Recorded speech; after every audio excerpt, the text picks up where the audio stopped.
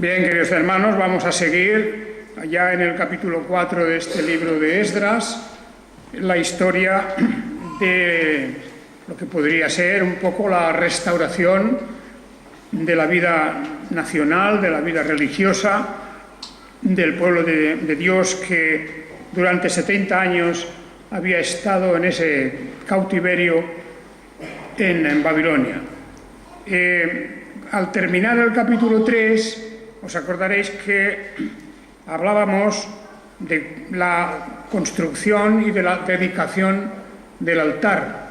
Fue el altar lo primero que se reconstruyó al volver ellos allí con el permiso del rey Ciro, el permiso del rey persa Ciro, y a partir de ese momento lo que vemos es que hay un periodo de gran alegría, de gozo.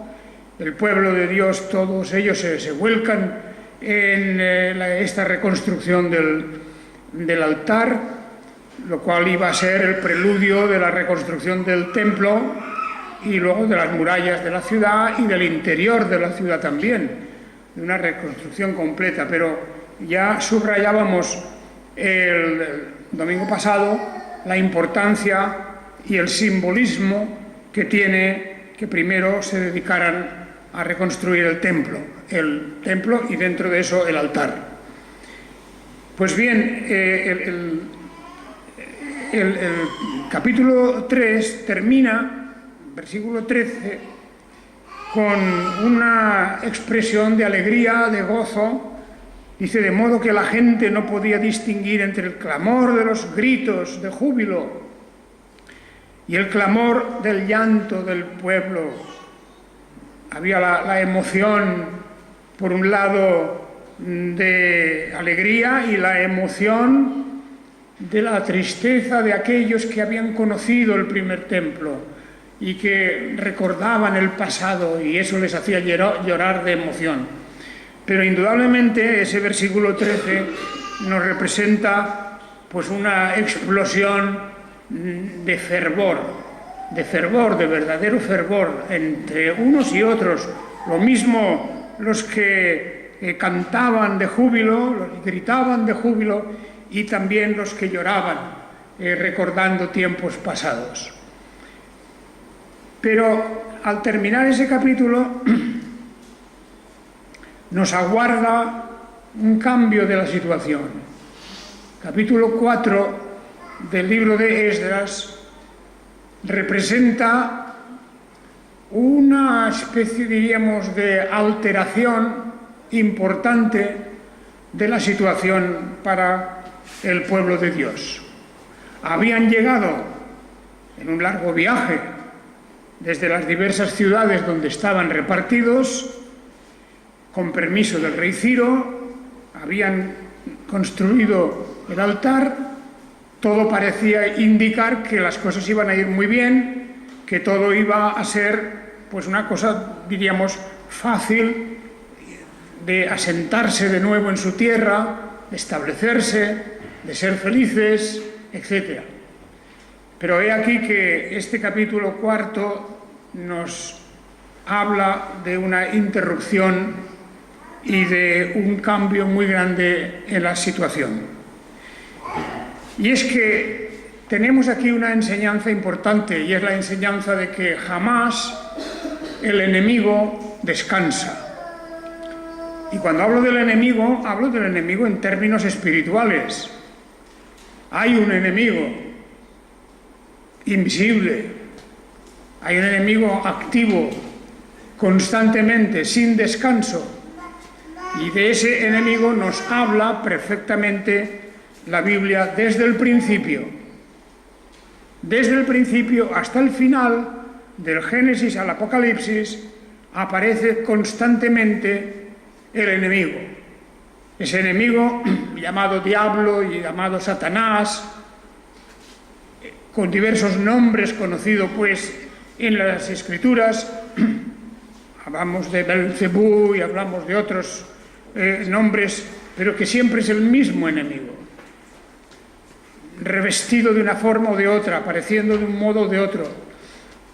Pero es el enemigo que no puede dejar en paz aquello que Dios ha creado, ha construido, aquello que Dios ha bendecido.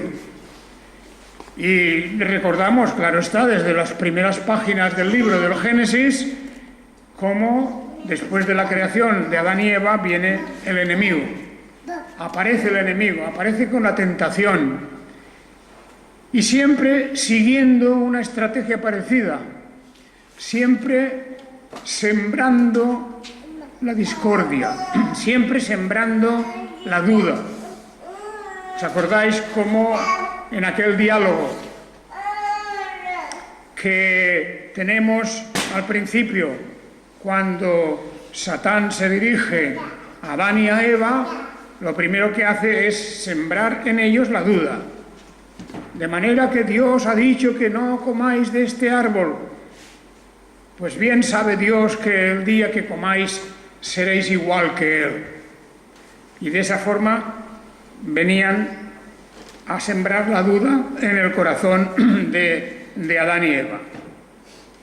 Y efectivamente, ahí vemos el origen de todo, del mal, el origen de la caída del ser humano, el origen en definitiva de la gran catástrofe que luego ha tenido que soportar y sigue soportando esta humanidad.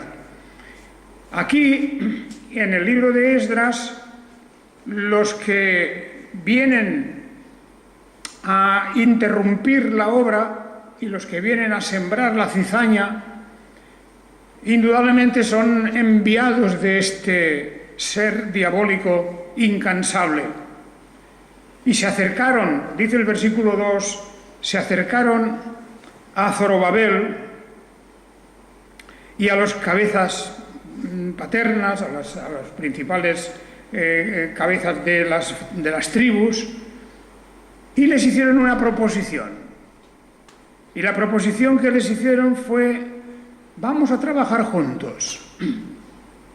Nosotros vamos también a ayudaros, porque nosotros también buscamos a vuestro Dios. Fijaos la frase: edificaremos con vosotros, versículo 2, edificaremos con vosotros porque buscamos a vuestro Dios como vosotros. Hay diríamos, una sutileza en esta proposición, porque ¿quién está haciendo esta proposición? Lo está haciendo la nueva población que había ocupado la tierra de Israel cuando los israelitas fueron llevados en cautiverio a Babilonia. Esa nueva población, naturalmente, no eran creyentes en el Dios de los hebreos, en Yahvé. No eran ellos creyentes, ellos tenían sus dioses. Pero como en aquellos lugares y en aquellos tiempos había una cultura de sincretismo, una cultura de que todo se puede mezclar, de que no hace falta estar separados de nadie, todos podemos estar juntos, podemos mezclar realmente, decían ellos, pensaban, proponían, podemos mezclar vuestra religión con la nuestra.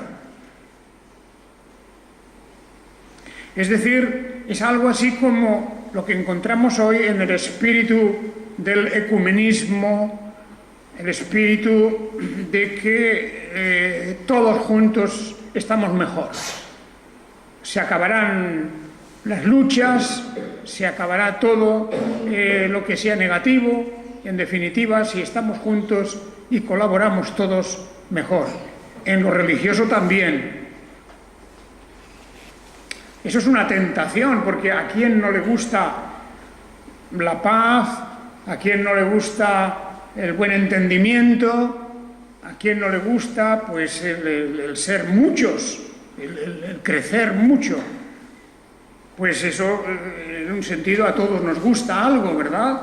Pero el precio que ellos proponen es: nosotros vamos a edificar con vosotros, vamos a trabajar juntos, porque buscamos a vuestro Dios como vosotros. Aquí había, pues, naturalmente, una falsedad grande, ¿no?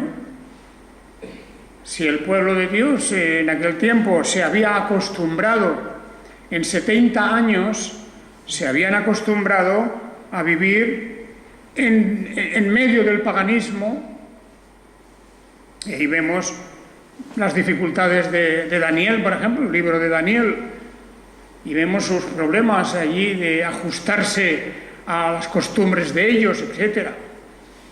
Pero siempre al final triunfa la fe, la responsabilidad, la fidelidad de aquellos que verdaderamente saben que han de seguir un camino y solamente un camino. De manera que ahí tenemos la propuesta. Igual que Satanás había dicho a Adán y a Eva, no os va a pasar nada por hacer otra cosa distinta de la que os ha dicho vuestro Señor. Comed de ese árbol y veréis cómo sois igual que Él. Y entonces, esa propuesta que encerraba una tremenda falacia, un engaño terrible, esa propuesta, desgraciadamente, en el caso de Adán y Eva, tuvo éxito. Y de ahí ha venido todo. De ahí ha venido todo el drama, la tragedia, de ahí ha venido el desastre que hoy vemos en el mundo. Indudablemente que es así.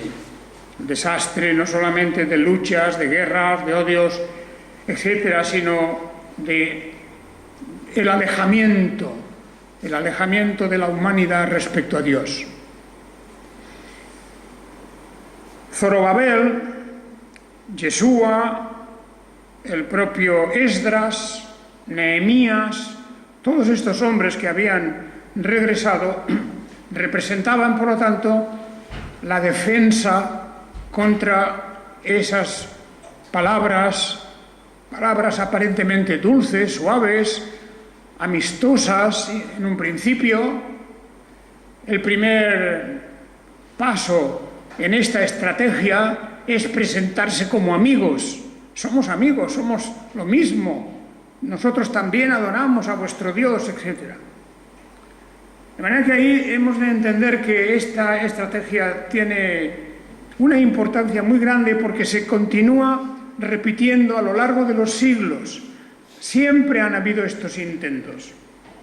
En la Reforma, en el siglo XVI, tan pronto como Lutero empieza a hacer su campaña de denuncia, de acusación y también de enseñanza positiva de lo que realmente dice y enseña la palabra de Dios, inmediatamente van a salir algunos que van a proponer, bueno, vamos a encontrar un camino entre medio.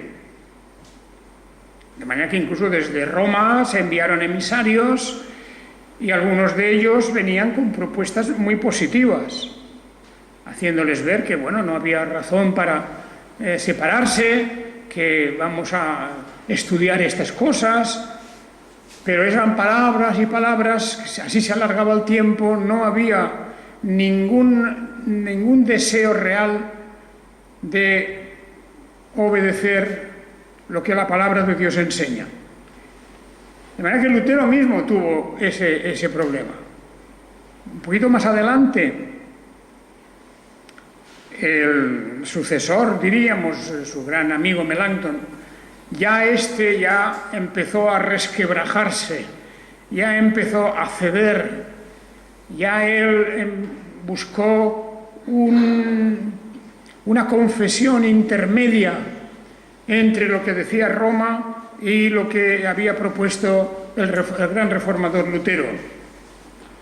En definitiva, ahí tenemos la respuesta de Calvino también al cardenal Sadoleto. Es interesante leer ese librito que tenemos publicado, la respuesta suya, pues como diciendo, no, es que las cosas son como son, y lo blanco es blanco y lo negro es negro, y decía, Calvino viene a decirle a las propuestas que traía Sadoleto, ese cardenal católico, diciéndole, no podemos andar juntos. las creencias son diferentes, la palabra de Dios enseña otra cosa. Y así continúa la historia y podemos hablar de muchos momentos en la historia de la Iglesia cristiana en que hay ese intento de decir, vamos a trabajar juntos. Claro, lo último es el movimiento ecuménico, que no solamente es movimiento ecuménico respecto al catolicismo, no solamente es entre protestantismo y catolicismo. Ahí tiene una parte importante, pero el movimiento ecuménico, esa palabra de decir, vamos a trabajar juntos, vuestro Dios es el mismo que nuestro Dios, como les decían ya aquí, en este momento.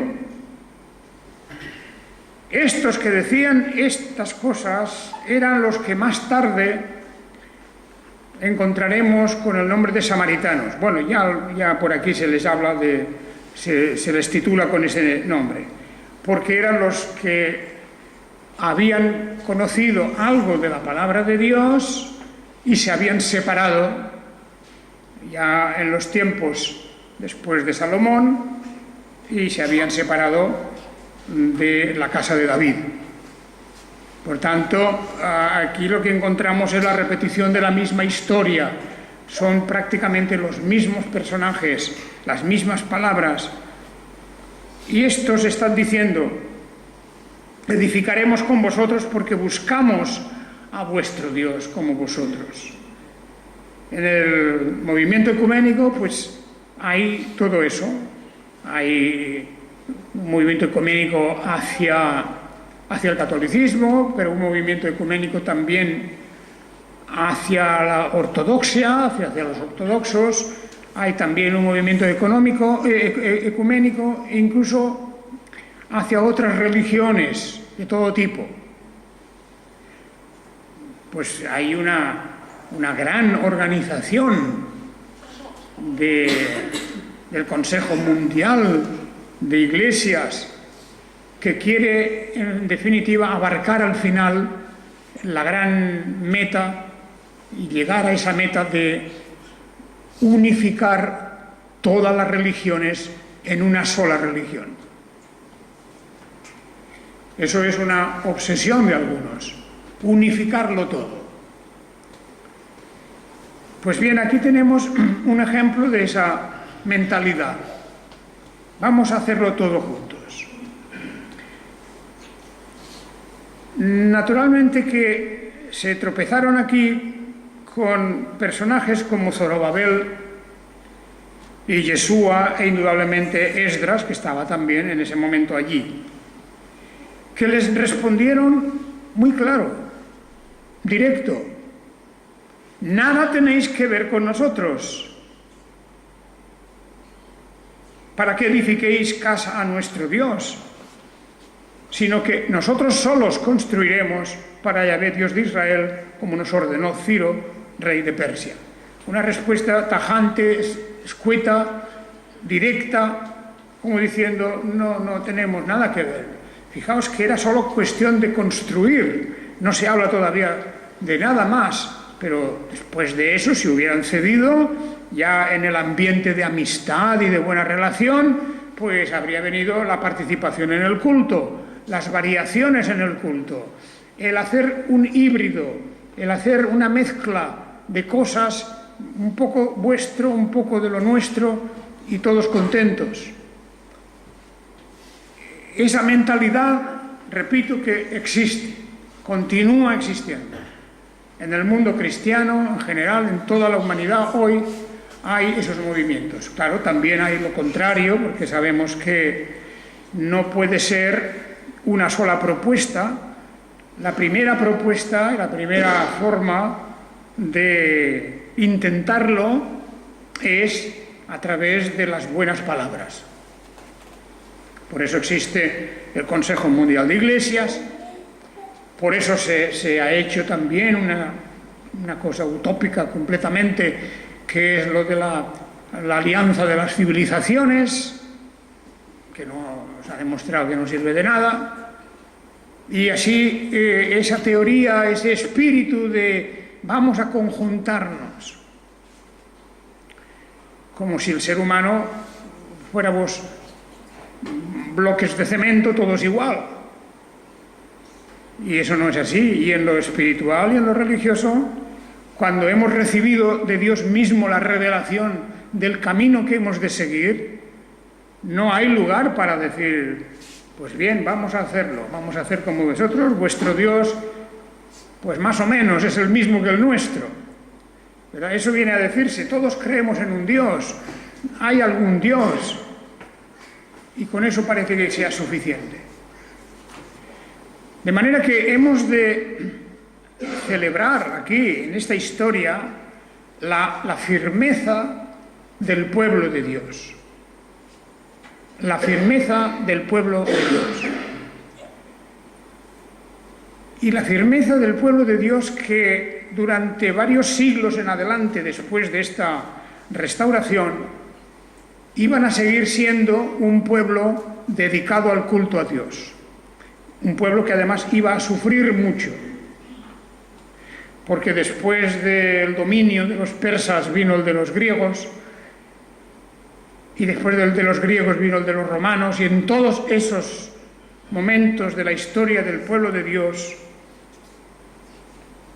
sufrieron cosas terribles de una manera, yo diría, difícil de describir. Persecución religiosa, persecución cultural, persecución lingüística, persecución de todo tipo, tuvieron ellos.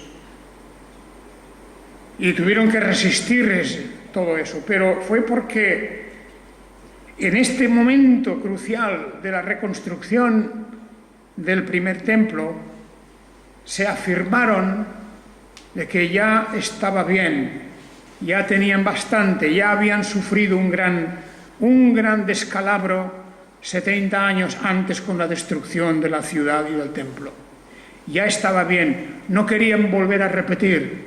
Ellos guardaban en su mente, como aquí se dice claramente, que por causa de nuestros pecados, decía, y confesaban, reconocían, por causa de nuestros pecados, Dios nos libró, nos dio, nos entregó a Nabucodonosor, al gran rey de Babilonia. Y él nos llevó en cautiverio a su patria.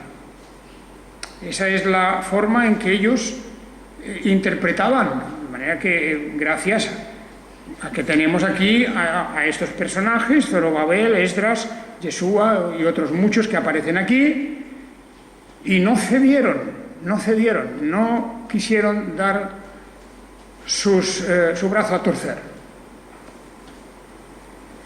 Entonces, viendo que no conseguían por ese camino el propósito de parar la obra, porque en realidad la propuesta de decir vamos a trabajar juntos era como para entorpecer la obra. Entonces revelaron sus verdaderas intenciones. Y sus verdaderas intenciones fue que escribieron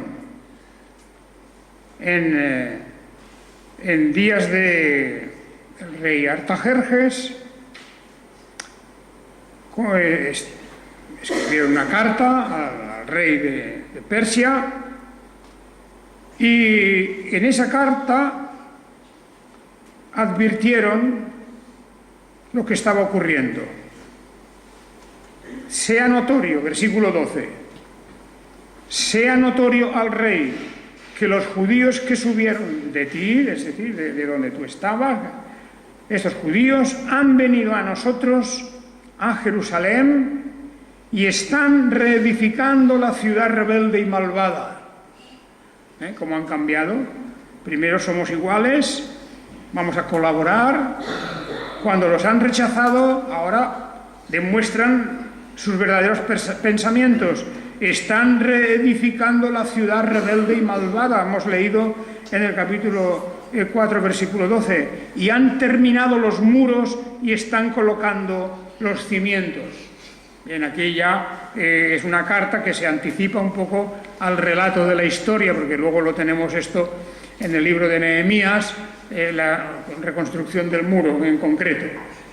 Pero esta carta revela lo que realmente ellos pensaban y lo que sentían con respecto al regreso de los judíos a esta tierra.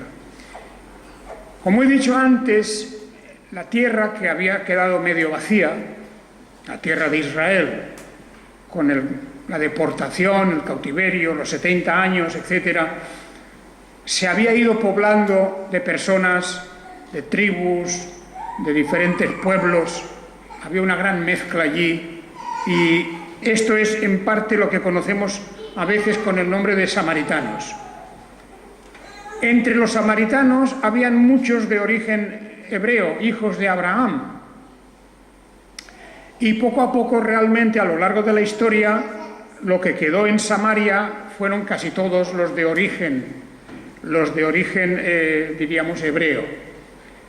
Porque los otros pueblos que habían estado asentados allí en los tiempos persas, del dominio persa, pues luego, al venir los griegos, se fueron marchando. Muchos de estos pueblos no quisieron convivir. Y allí quedó ese núcleo de samaritanos, de origen hebreo, pero ya muy contaminados con las otras culturas y sobre todo con el rechazo al judaísmo puro que representaba la casa de David. De manera que todos estos enredos de poblaciones, de religiones, de lenguas, todo esto era algo habitual en aquel momento y en este lugar. De manera que esta carta que escribieron al rey Artajerjes, rey de los reyes persas, era precisamente una acusación hacia los judíos, una acusación también respecto a los propósitos que llevaban estos judíos. Reedificar una ciudad rebelde y malvada, le llamaban. Más adelante, en este capítulo, tenemos ocasión, no hemos leído ese pasaje, cómo elaboran en esta carta los argumentos para sembrar la enemistad entre los reyes de Persia y los judíos. Claro, en pocos versículos aquí se habla de un periodo largo. Empezó con el decreto del rey Ciro, el primer decreto autorizando para que volvieran. Viene luego el decreto del rey Darío, con el cual se autoriza no solo el regreso, sino la reconstrucción del templo y de la ciudad, en definitiva. Y luego pues vienen estos otros reyes. Aquí tenemos a Artajerjes, pero antes había estado Jerjes, o el rey Asuero, del que hablaremos en el libro de Esther. Todo eso, estamos en el mismo periodo de tiempo donde los judíos o están en parte en Persia, en parte están ya en su tierra. Y poco a poco van construyendo y van desarrollándose. Pues todo eso tiene irritados y tiene diría yo, con un espíritu de odio, un espíritu de destrucción, como diciendo, no hemos podido destruirlos acercándonos como amigos, vamos a ver si los destruimos a la fuerza. Y así en el libro de Esther veremos una de las primeras grandes persecuciones contra los judíos, que fue abortada gracias a la intervención divina y gracias a la intervención de la reina Esther. Pero en todo este periodo las cosas no están claras cómo se van a resolver. Y hay aquí pues toda una historia preciosa de cómo tienen que recurrir a la investigación, a los documentos antiguos, a ver qué es lo que se había decidido con los judíos, y todo eso lo vemos aquí en el resto del capítulo 4. Es una historia verdaderamente emocionante, porque, como digo, la hemos de entremezclar con el libro de Nehemías y con el libro de Esther. En todos estos abarcan ese periodo crucial en donde parece que el judaísmo va a desaparecer, parece que el pueblo de Dios está a punto de ser deshecho. Si hubieran continuado en Babilonia y en el resto de los territorios del imperio, si hubieran continuado allí, si no hubiera ocurrido nada, habrían sido asimilados por la población de aquellos países y por las religiones. Esta idea de la asimilación la encontramos ya cuando veamos en este mismo libro cómo se habían, en el capítulo 9 del libro de Esdras, cómo a través de los matrimonios mixtos se había ido convirtiendo poco a poco el pueblo de Dios en algo híbrido, algo mezclado, que ya no respondía a los verdaderos propósitos del llamamiento que se había hecho a Abraham muchos siglos antes.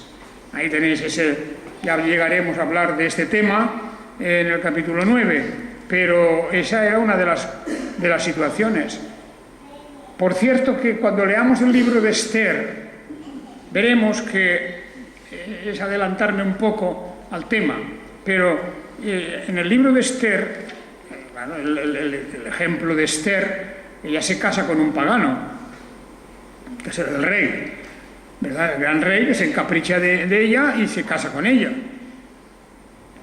Y ahí tenemos que hablar mucho con la diferencia que existe cuando se hace un censo y se ve, ahora en estos tiempos de Esdras, se ve que muchos de los varones del pueblo de Israel habían contraído matrimonio con una serie de gente, de mujeres pertenecientes a pueblos pueblos de aquellas tierras: cananeos, hititas, fereceos, jebuseos, amonitas, moabitas, egipcios, amorreos, todo esto. O sea, porque habían tomado de sus hijas para ellos y para sus hijos y habían emparentado la descendencia con los pueblos de la tierra, etcétera, etcétera. Todo esto ya lo comentaremos porque hay diversas lecciones. Hay una situación en el caso de Esther, que también es una de ellas en realidad, pero luego la gran masa de la población que había dado ese paso de mezclarse de una manera directa, no por cuestión de raza, no por cuestión cultural en general, sino por cuestión religiosa, es por lo que Esdras y todos los que le rodean toman una decisión drástica, muy difícil, incluso difícil de explicar. Pero bien, ya llegaremos a eso. Bien, queridos hermanos, entonces resulta que estamos aquí con esta cuestión. La carta que escriben estos paganos es una carta para amedrentar al rey, para preocupar al rey. Y lo que le van a decir en todo este periodo, en toda esta carta, es que, porque fijaros cómo enviaron, versículo 11, estamos en el 4:11, enviaron copia de esta carta al rey Artajerjes, y esta carta que decía eso, al rey Artajerjes, de tus siervos, habitantes más allá del río, al otro lado del Éufrates, y ahora sea notorio al rey que los judíos que subieron a ti han venido a nosotros, a Jerusalén, y están reedificando la ciudad rebelde y malvada.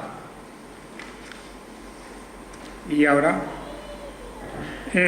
argumentan. El argumento que viene aquí, a partir del versículo 14, es un argumento en donde se ve la insidia y la mala intención, cómo intentan volcar la voluntad del rey para que se corte todo este proyecto de restauración del pueblo judío.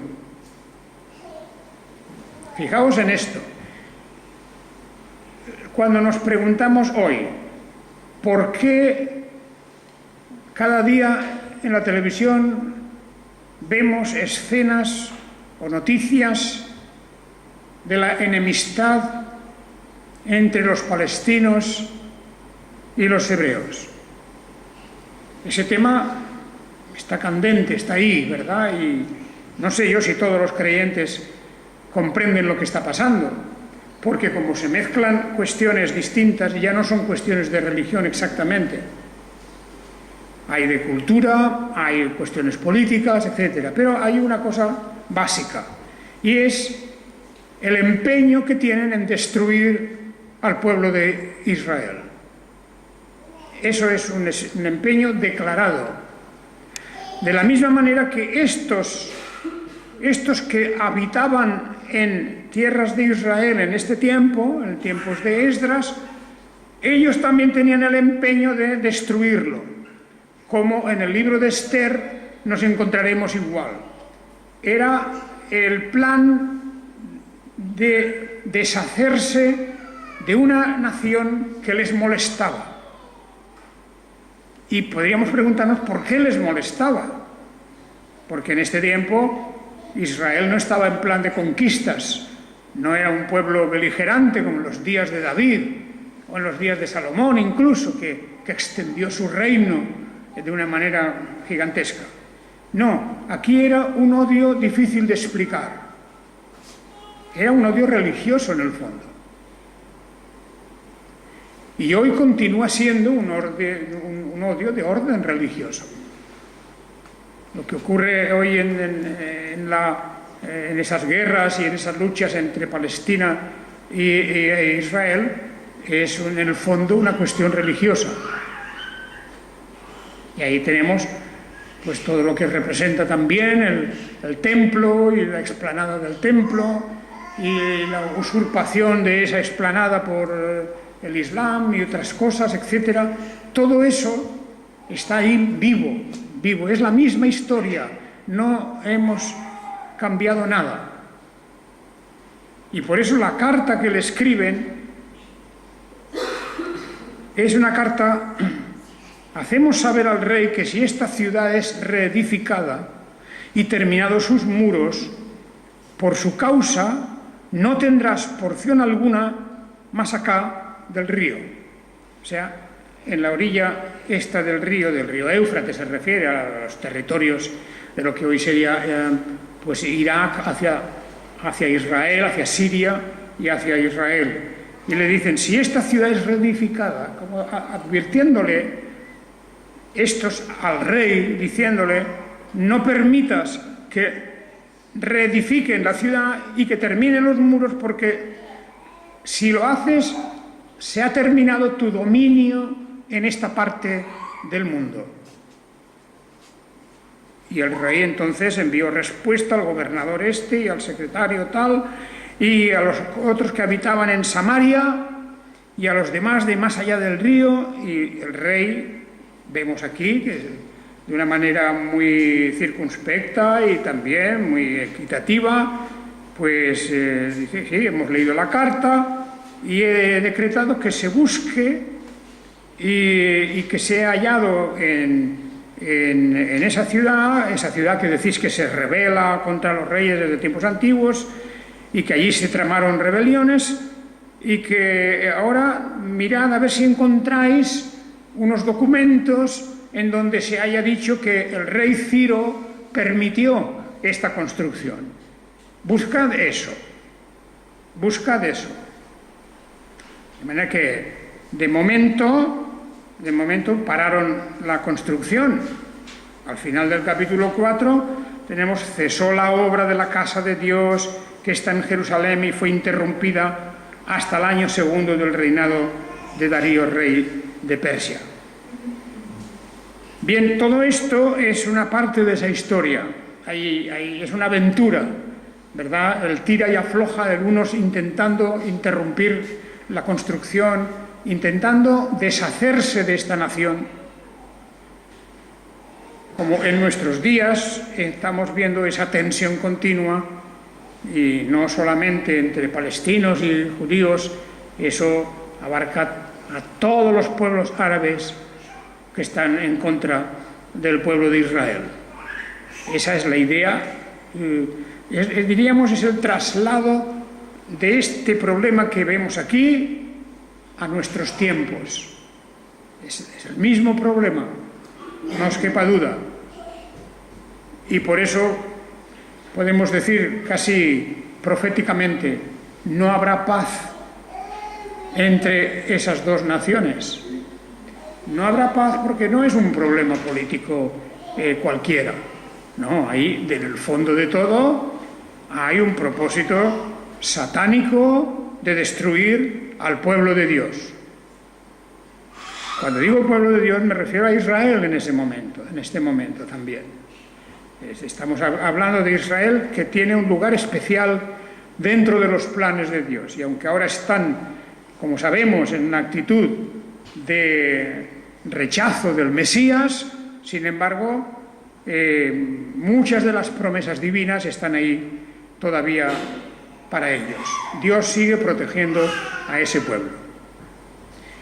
Muy bien, pues queridos hermanos, ahí tenemos este pasaje. Yo creo que podríais leer este capítulo, lo que falta del capítulo, para terminar, diríamos, de conocer bien los detalles de esa tensión, de esa lucha entre los dos, y creo que con eso aprendemos que efectivamente hay unos propósitos en la providencia de Dios que, aunque pasen siglos y siglos y siglos, el plan de Dios continúa adelante, y por eso Dios no ha permitido nunca que ese pueblo sea destruido o desaparezca de la faz de la tierra. Ahí tenemos a Israel después de las matanzas en el siglo XX, en la Segunda Guerra Mundial, después de las persecuciones de judíos que han habido a lo largo de la Edad Media, después de todos los desastres que han tenido que vivir, de atentados por todos los países donde han habido comunidades judías. Pues a pesar de eso, ellos continúan ahí. Y estos tres libros, Esdras, Nehemías y Esther, son un testimonio del lugar especial que el pueblo de Israel tiene en los planes de Dios. Y hasta ahí vamos a llegar, porque no vamos a entrar ahora en temas escatológicos, ni vamos a entrar en temas de las dispensaciones y todas estas cosas. Pero un hecho está claro en la Biblia, y es el lugar especialísimo que Israel tiene en los planes divinos y en la protección que Dios les ha dado. Y hasta aquí tenemos hoy pues nuestro tema, hermanos. Vamos a continuar el próximo día.